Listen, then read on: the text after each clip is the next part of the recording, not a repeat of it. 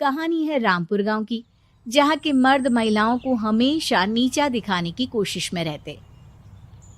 अरे अभी तक खाना नहीं आया, क्या मुझे एक और शादी करने की जरूरत है? नहीं जी नहीं, ऐसा मत करना, वरना मैं कहाँ जाऊंगी। खाना लेकर मैं अभी आई जी। गांव की पंचायत में भी फैसले हमेशा औरतों के खिलाफ ही रहते। मैं जो फैसला सुनाता हूँ वो भगवान की आज्ञा होती है। इस लड़के ने अपने मन से शादी करके अच्छा नहीं किया। लड़के को घर भेज दो और इसकी शादी इसकी जाति की किसी लड़के से करवा दो, लेकिन ये लड़की, इसे तो गांव के बाहर निकाल दो। नहीं नहीं जमींदार साहब, ये क्या बोल रहे हैं? ऐसा नहीं हो सकता। मेरी बेटी मासूम है, इसे अच्छे बुरे की समझ नहीं है। अरे कहाँ जाएगी ये बेचारी? कहाँ जाएगी? इतनी चिंता है तो पूरे परिवार का गांव निकाला कर देते हैं। बेचारे पूरे बसे बसाए परिवार को गांव छोड़ना पड़ता है। चाहे जो हो, अगर बेटियों को कंट्रोल नहीं कर सकते तो गांव में रहने का कोई मतलब नहीं है। यहाँ औरतों को दब कर रहना होगा। कोई भी अपने हिसाब से कुछ नहीं कर सकता, सब ईश्वर की मर्जी से ही होगा। तभी गांव का एक आदमी दौड़ा दौड़ा आता है। सरपंच साहब, जमींदार साहब, वो कालिया है ना, उसकी बेटी पढ़ने के लिए शहर जा रही है। अच्छा, ये कब हो गया? और कालिया की हिम्मत कैसे हो गई ऐसा करने की? लेकर आओ उसे और उसकी बेटी को। बस फिर क्या था, हाजिर हो जाते हैं कालिया और उसकी बेटी सरपंच के सामने। और कालिया, ये क्या सुनने में आ रहा है?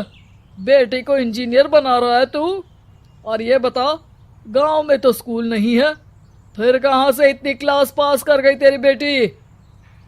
राधा, जो कि कालिया की बेटी है, उसे लगता है कि सरपंच उसकी तारीफ कर रहे हैं। सरपंच जी, मैंने ऑनलाइन पढ़ाई की है, डिस्टेंस लर्निंग से। सभी में मैंने अच्छे नंबर पाए हैं, जिसे देखते हुए शहर की इंजीनियरिंग कॉलेज में मुझे स्कॉलरशिप मिली है। वाह जी वाह, क्या होती है ये? पहले तो ये बताओ, फिर आगे की बात करते हैं। पूरा गांव राधा की बात सुन रहा था और राधा बोलती जा रही थी। तो ऐसे मैं फ्री में एक अच्छी शिक्षा लेकर गांव में जो कुछ परेशानियां हैं, जैसे बिजली, पानी और इंटरनेट जैसी समस्याओं के लिए काम करूंगी। मैं गांव को शहर से जोड़ने के लिए पुल का निर्माण करवाने का प्रस्ताव रखूंगी। मुझे पूरी उम्मीद है कि जल्द ही हमारा गांव भी तरक्की की राह पर चल पड़ेगा। राधा की बात सुनकर सारे गांव वाले ताली बजाने लगते हैं। सरपंच को समझ नहीं आता कि वो क्या करे। चुप रह नादान लड़की, गांव के खिलाफ जाने के लिए तुझे गांव से बेदखल कर दिया जाएगा, वो भी पूरे परिवार के साथ। और हाँ, अगर ठीक से गांव में रहना चाहती है तो ये पढ़ाई लिखाई छोड़ दे। हम तेरे लिए गांव का कोई होनहार लड़का देखेंगे। तभी गांव का एक आदमी बोल पड़ता है। अरे नहीं नहीं सरपंच जी, राधा बिटिया जो बता रही है, अगर वैसा हो जाए तो हम लोगों को पैसा कमाने के लिए बाहर नहीं जाना पड़ेगा। हाँ जी, और ना ही कोसों दूर पानी के लिए भटकना पड़ेगा। हमारे बच्चे भी अच्छी पढ़ाई कर सकेंगे और आगे बढ़ेंगे, ना कि हमारी तरह खेती करते बैठेंगे। क्यों गांव वालों, राधा बिटिया का साथ देना चाहिए ना। सरपंच देखता है कि गांव राधा के साथ है तो वो चुप हो जाता है। वो घर आकर अपने सलाहकार से बात करता है, जो बहुत ही चालाक किस्म का इंसान होता है। अरे सरपंच साहब, आपको बहुत ही होशियारी से काम लेना पड़ेगा। एक बार गांव तरक्की कर गया, यहाँ के बालक पढ़ लिए तो कोई ना पूछेगा आपको। और फिर ये जो बेटा और बेटी है ना आपके, इनको भी आम लोगों की तरह ही जीवन जीना होगा। हाँ, लेकिन करे तो क्या करे? वो ना आप मुझ पर छोड़ दीजिए, बस मैं जैसा बोलूं करते जाइए। अगले रोज सुबह जब गांव वाले सोकर उठते हैं तो राधा के घर के बाहर और साथ ही वो लोग जिन्होंने राधा का सपोर्ट किया था, उनके घर के आगे लाल रंग से कल आऊंगी लिखा होता है। कल आऊंगी, यह क्या होता है? अरे यह तो खून से लिखा है, लगता है कोई भूत प्रेत या चुड़ैल का साया है। चलो सरपंच जी के पास चलते हैं। सभी सरपंच के पास जाकर उसे सारी बात बताते हैं। अरे ये तो बड़ी मुश्किल की बात है। चलो मैं एक बाबा को जानता हूँ, उन्हें बुला लेता हूँ। सरपंच बाबा को लेकर गांव के घर के बाहर जाता है। ओहो, तो ये वो चुड़ैल है जो उन लोगों को निशाना बनाते हैं जो गांव को बदलने का सपना देखते हैं। वो गांव को ऐसे ही संपन्न देखना चाहती है। वो नहीं चाहती कि कोई बाहरी यहाँ का कायाकल्प करे। क्या तुम लोगों में से किसी ने गांव को बदलने की सोच रखी है? तभी राधा की माँ रोते रोते आती है। मेरी राधा घर से गायब हो गई है। अरे कोई तो बचाओ, मेरी बच्ची कहाँ गई?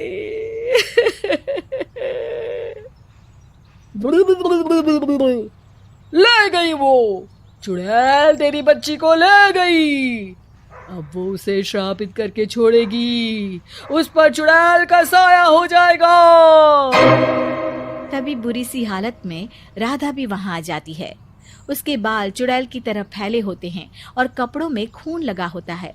सभी राधा को देखकर डर जाते हैं। माँ, पता नहीं मुझे कौन उठा कर ले गया था। अरे दूर दूर हो जा चुड़ैल, अब हम लोग इस गांव में नहीं रुकेंगे। अरे कैसे बातें कर रहे हैं आप? कल तो आप मेरे भरोसे गांव का हुलिया बदलने, अपने बच्चों को पढ़ाने और तरक्की उन्नति की बात कर रहे थे, तो आज क्या हो गया आपको? ये फिर तुम लोगों को बहकाएगी। ये चुड़ैल गांव में आ चुकी है, ऐसे ही ये तुम्हारे घर के बच्चों को भी ले जाएगी। गांव वाले राधा को गांव से बाहर निकाल देते हैं। उसके माँ बाप रोते रहते हैं, लेकिन गांव वाले नहीं मानते। मैं भी अपनी बहन के साथ गांव के बाहर रहूंगा, लेकिन वो पढ़ाई नहीं छोड़ेगी। वहीं सरपंच के घर पर सलाहकार कहता है। देखा, सांप भी मर गया और लाठी भी नहीं टूटी। लेकिन अगले ही दिन सरपंच के घर के बाहर भी वही शब्द लिखे होते हैं और फिर सरपंच की बीवी कहती है, हमारी बेटी को किसी ने अगवा कर लिया है। तभी राधा का भाई वहां आ जाता है। अरे गांव वालों, मैंने सरपंच जी की बेटी को देखा था। वो चुड़ैल उसे उठाकर ले जा रही थी। अरे क्या मजाक कर रहे हो? नहीं नहीं सरपंच जी, आप नहीं जानते। वो चुड़ैल अब आपकी बेटी में आ जाएगी, जैसे राधा के अंदर आ गई थी। तभी सरपंच की बेटी वैसी ही हालत में वहां आती है जैसे राधा आई थी। पापा, पता नहीं कैसे मैं गायब हो गई थी। चुड़ैल, इसके अंदर भी चुड़ैल का साया है, मारो इसे। अरे नहीं नहीं, इसे भी राधा के पास गांव के बाहर ही भेज दो। अरे चुप रहो, मेरी बेटी कहीं नहीं जाएगी और चुड़ैल वुड़ैल कुछ नहीं होता है। अरे कैसे बात कर रहे हो सरपंच जी? आप तो बोल रहे थे कि आपका फैसला भगवान का ज्ञान होता है, तो अपने पर बात आई तो अब आप ऐसे बोल रहे हैं। अरे ना ना ना, आपको अपनी बेटी को त्यागना ही होगा। अरे बुलाओ बाबा को। राधा का भाई बाबा को ले आता है, जिसे अब गांव वालों के डर के कारण सच बोलना पड़ता है। मैं कोई बाबा नहीं हूँ, मैं तो मोची था। ये सलाहकार महोदय ने मुझे कहा था एक्टिंग करने को। अब वो मुझे पैसे देने वाले हैं। अब मुझे माफ कर दो। गलती हो गई, मुझे माफ कर दो। तभी वहां राधा आ जाती है। देखा सरपंच जी, जब गांव के बच्चे साक्षर होंगे तो आप जैसे लोगों की चालाकी नहीं चलेगी। वीडियो देखने के लिए शुक्रिया। कृपया चैनल को सब्सक्राइब, लाइक, कमेंट और बेल आइकॉन प्रेस कीजिए।